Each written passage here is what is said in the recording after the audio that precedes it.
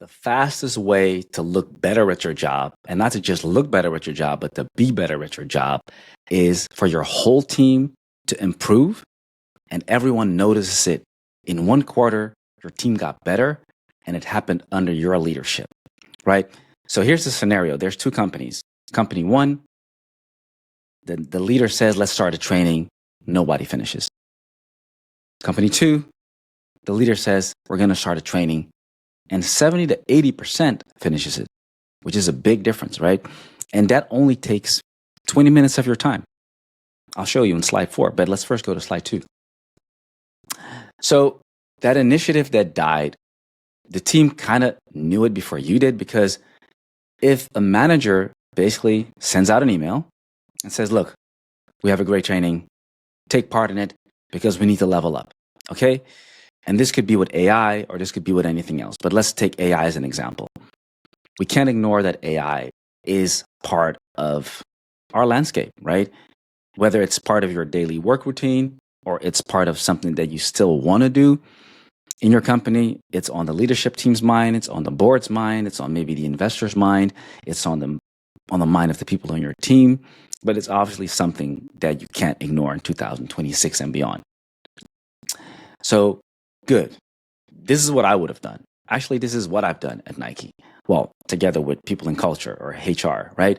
You put your people on a training because the people in your team, they want to advance. So you put them through all kinds of training to invest in them and to make them better, right? But it has to be done in a structural way so that they actually finish it. And it has to be done understanding that this is something that you find important.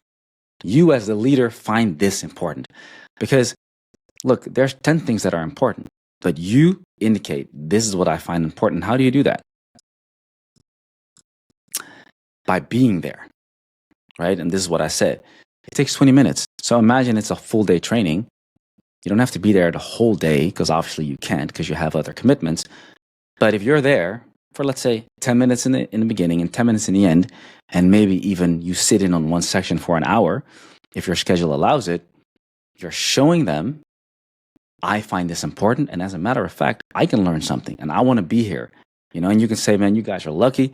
I wish I could be here all day, but my calendar doesn't allow it. See you guys later. This actually happened when I was doing a 3-day training at Nike. And I remember this was like a level up, like you become a manager and then you have different, training for gold in certain levels, right? Like bronze, silver, gold, etc. And this was the gold training. And the senior director that I was reporting into, he actually was there at the beginning. He was there in the middle, and actually he sat right next to me. And then, make sure you speak to everyone on the team. And then he was there at the end. So he never said, I find this important, like verbally. Obviously it was because he was there. When a manager behind it, 60 to 80% of the team finishes a training. Without it, numbers are far, far lower, 20 to 40%. Right? That is a massive difference. If you take the most extreme end of the spectrum, right, then you're going to have 20% versus 80% just because you show up and you show them, hey, this is important to me. This is important to the company. And, they read the room. And this is also something that this is not going to be in anyone's playbook, so to say. And this is also not something that people really talk about in corporate. Small, medium businesses, it's kind of in the room without saying it, but being good at what your manager really values, that's basically job security, right? So there's like 5 things that I'm telling my team, like, this is really important, but there are actually 15 things to do. The people that focus on the 5 know, like, well, Rich finds this important, so let me make sure to do that, right? Which makes sense. That's what I did. My manager at Nike or Philips said, hey, or Jordan Brand, where I started my career, this is an important initiative. Like, this means a lot. That's where my focus is going to be. And it's not always the quality of the course, right? It could be that it's a good course, but it's not about that. It could be the best course ever.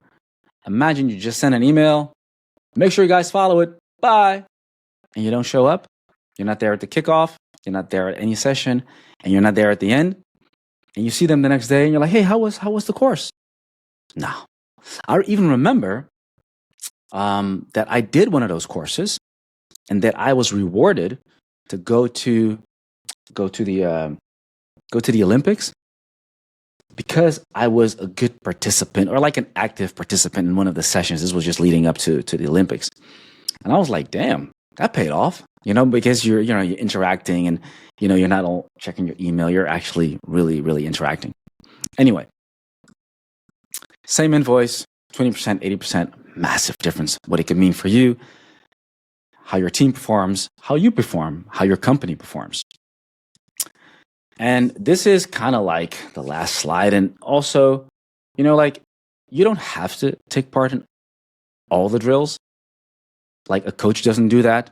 Like sometimes a coach might take part in a drill, but you don't expect the coach to do a full-on training, right? And they don't expect that from you either. But they do expect you to take part in something and to actually show that this is important to you.